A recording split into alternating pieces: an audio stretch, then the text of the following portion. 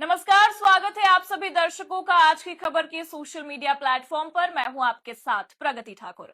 आज फाइनली भारत और पाकिस्तान का फाइनल मैच होने जा रहा है, जिसका इंतजार सभी को था। हमारे सहयोगी विकास भी हमारे साथ मौजूद है, उसी पर चर्चा करेंगे और जानकारी लेंगे कि आज का मैच किस लिए इतना ऐतिहासिक समझा जा रहा है और जिस तरीके से टीम इंडिया ने इतने दिनों से अपनी पारी को खेला है, जिस तरीके से इतने दिनों से जीत हासिल की है, उसके बाद आज का मैच और कितना खास होने वाला है। फैंस के मन में किस तरह के उत्साह देखे जा रहे हैं और सबसे बड़ी बात कि पाकिस्तान को जो शिकस्त दी गई है, उसके बाद आज का मैच पाकिस्तान के लिए भी कितना हैरान करने वाला है। सबसे पहले विकास बात करेंगे, क्योंकि कहा जा रहा है कि ये जो फाइनल मैच है एशिया कप 2025, ये भारत और पाकिस्तान के फैंस के लिए बहुत खास है। ये क्यों चर्चा है?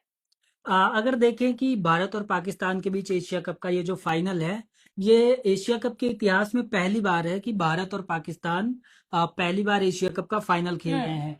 और पहली बार ऐसा है कि मतलब 41 सालों बाद ऐसा है कि भारत और पाकिस्तान किसी एशियाई टूर्नामेंट में फाइनल में आमने सामने हैं।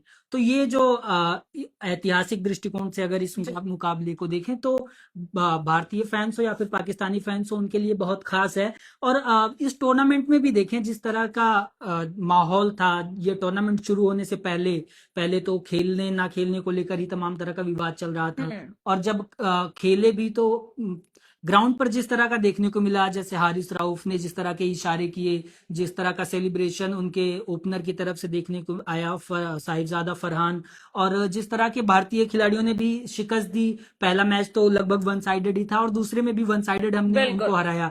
तो हमारे सामने वो अभी तक कहीं भी स्टैंड नहीं कर पाए हैं। लेकिन वही है कि क्रिकेट है, अनिश्चितताओं का खेल है, तो किसी भी दिन कुछ भी हो सकता है। लेकिन अगर फैंस की बात करें तो फैंस में पूरा एक्साइटमेंट है और इंडियन टीम पूरी कॉन्फिडेंट है कि वो जो है वो कप लेकर भारत ही आएंगे। और सबसे बड़ी बात कि अभिषेक शर्मा की चर्चा काफी रही पिछले मैच में भी, और उन्होंने काफी अच्छा प्रदर्शन भी किया इस पूरे टूर्नामेंट में। उसको लेकर चर्चाएं काफी तेज हैं कि आज भी शुभमन गिल और अभिषेक शर्मा की जो जोड़ी है वो तबाही मचा सकती है दुबई की पिच पर। और जिस तरीके से पाकिस्तान को शिकस्त दी गई है, आज भी शिकस्त दी जा सकती है और अभिषेक शर्मा की चर्चा काफी ज्यादा है। तो उसको लेकर आप क्या कहेंगे? अगर देखें दुबई का जो पैटर्न रहा है, केवल पाकिस्तान एक ऐसी टीम है जिनके ओपनर्स ने कुछ खास नहीं किया है।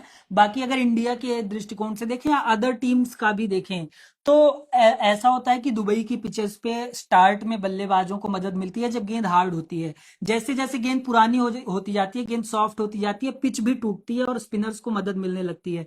तो ये सारा कुछ देखने को मिलता है। जैसे अगर आप इंडिया बांग्लादेश वाला मैच देखें तो स्टार्ट में पावर प्ले में बांग्लादेश के बल्लेबाजों ने अच्छा खासा स्कोर खड़ा कर लिया था, जो कि हमने लगभग 150 ऑड रन बनाए थे। वो उसको चेज करने के लिए इजी स्टार्ट उन्हें मिल गई थी। लेकिन जैसे ही स्पिनर्स आते हैं, कुलदीप यादव, वरुण चक्रवर्ती, वहीं से पूरा मैच टर्न हो जाता है। तो ये चीज देखने को मिलती है। इसलिए जो ओपनर्स होते हैं, एक तो उन्हें पावर प्ले का फायदा मिलता है, दो ही खिलाड़ी 30 गज के बाहर रहते हैं और मोस्टली प्लेयर्स 9 प्लेयर्स 30 गज के अंदर ही रहते हैं, तो उसका फायदा मिलता है। पिच खुली रहती है, फील्ड। और दूसरी चीज ये कि बॉल हार्ड रहती है, बल्ले पर इजीली आती है। जैसे जैसे गेंद पुरानी होती जाती है, गेंद बल्ले पर धीरे आना शुरू हो जाती है और पिच भी टूटती है। इस वजह से बाद के बल्लेबाजों को थोड़ी परेशानी का सामना करना पड़ता है।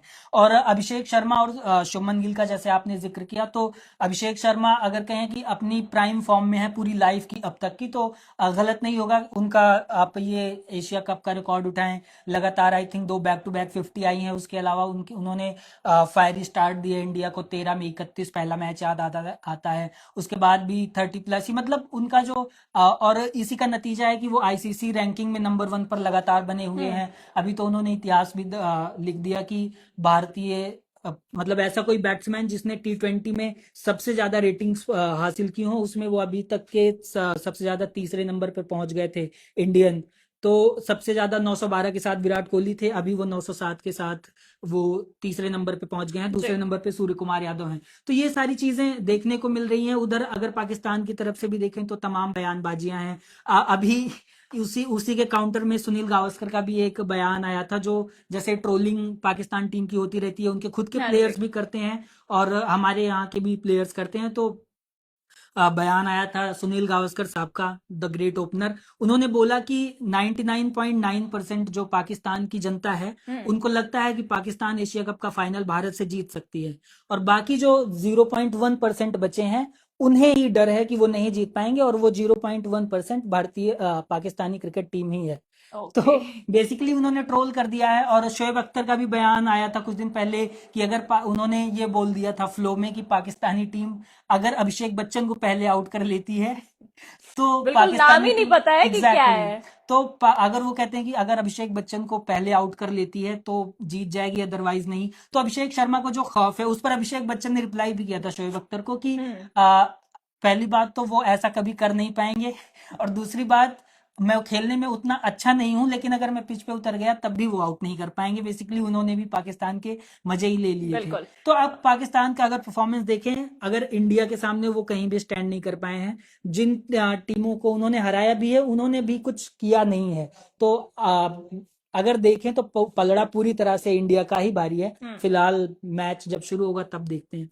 बिल्कुल, अगर टॉस की बात करें तो अगर भारतीय टीम टॉस जीतती है तो आपको क्या लगता है, गेंदबाजी पहले चुनी जाएगी या फिर बल्लेबाजी? क्योंकि अगर हम देखें तो अगर पाकिस्तान की टीम बल्लेबाजी चुनती भी है तो कुछ बेहतर उनका रन रेट नहीं रहता है कि वो उस तरीके से रन बना पाए, क्योंकि आपको बता दें कि अगर पिछले मैच में भी हम देखें तो उस तरीके से उनका रन नहीं था, और उससे पहले वाले मैच में भी वही हाल था। तो आपको क्या लगता है, अगर टॉस टीम इंडिया जीतती है तो आज किसे चुनेगी?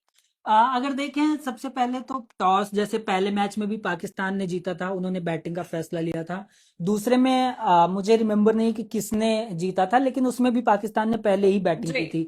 तो और टीम इंडिया ने दोनों बार मैच जीत लिए थे, तो इस टॉस का ऐसा कोई फैक्टर देखने को नहीं मिलने वाला है। हालांकि इससे पहले काफी ज्यादा अटकलें थी, क्योंकि दुबई के ग्राउंड्स की बात करें तो यही कहा जाता था कि पहली इनिंग में अगर 160 प्लस रन बन जाते हैं तो वो काफी ज्यादा मतलब एनफ हो जाते थे टीम को डिफेंड करने के लिए।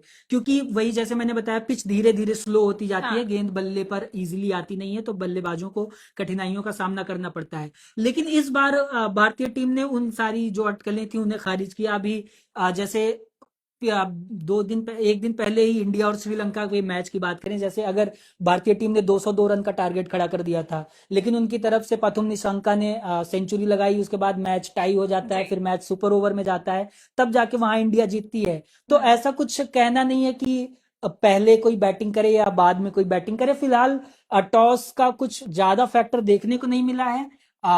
इंडिया कुछ भी माइंड नहीं करेगा अगर चाहे टॉस जीतती भी है या टॉस हारती भी है। वैसे अगर टॉस जीतेंगे तो मोस्ट प्रोबेबली चेजिंग के लिए ही जाएंगे, क्योंकि अगर लास्ट दो मैच पाकिस्तान के साथ देखें तो पहले मैच में पाकिस्तान ने 127 बनाए थे और दूसरे मैच में 2 को हटा के पीछे कर दिया था, 172 बनाए थे। तो और दोनों ही भारतीय टीम ने कंफर्टेबली चेज कर लिया था, और उसमें सबसे इंपॉर्टेंट रोल था अभिषेक शर्मा ओपनर का। तो वो सबसे ज्यादा निगाहें उन्हीं पर रहेंगी, जैसा आपने पहले भी जिक्र किया था कि अभिषेक शर्मा अपनी प्राइम फॉर्म में चल रहे हैं पूरे लाइफ की।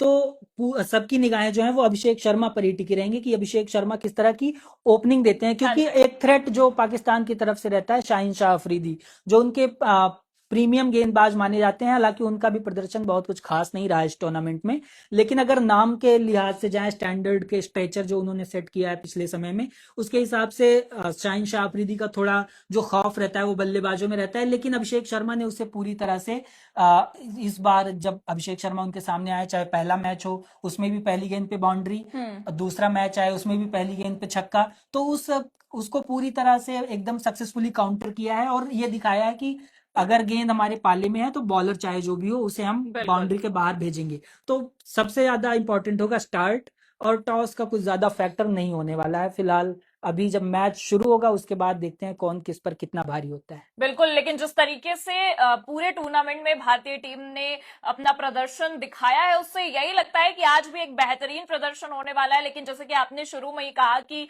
क्रिकेट में कुछ भी कभी भी हो सकता है, तो बस इंतजार रहेगा। लेकिन ये बिल्कुल कहा जा सकता है कि आज का मैच काफी दिलचस्प होने वाला है और सारे दर्शक मैच का इंतजार कर रहे हैं। आज संडे भी है, सब ऑफ पर भी हैं और बहुत आराम से आज मैच देखेंगे अपने घरों में बैठकर। और ये सबके मन में है कि आज टीम इंडिया बहुत ही बेहतरीन तरीके से एशिया कप 2025 का खिताब अपने नाम कर लेगी। आप सभी को क्या लगता है और मैच को लेकर कितनी एक्साइटमेंट है, कमेंट करके जरूर बताइए और देखते रहिए आज की खबर।